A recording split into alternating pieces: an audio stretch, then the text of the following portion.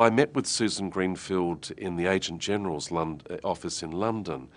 and it didn't take long for Susan to convince me that we had to rethink the way we did science education, that we had to work to lift the scientific literacy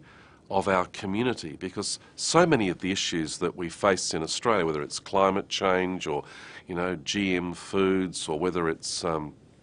dealing with issues such as stem cell research or nuclear power, require not only politicians with a better understanding of science, but also a community and a media that were more scientifically literate. And I have to say, it was an exhausting 30 minutes with Susan. I said afterwards I felt like I needed a cup of tea and a lie down, but I instantly said she is going to hit us like a hurricane, and she did.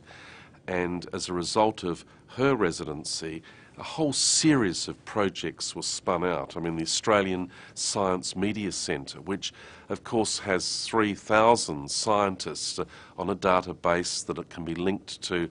many, many hundreds of media organisations and journalists. That the Australian Science Media Centre means that we can connect journalists with the best expert in Australia, or the best experts in Australia in a particular field of science. It's been embraced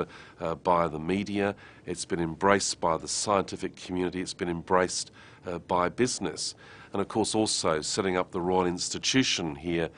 in Adelaide, the first satellite of the Royal Institution in London, in terms of publicising science and pushing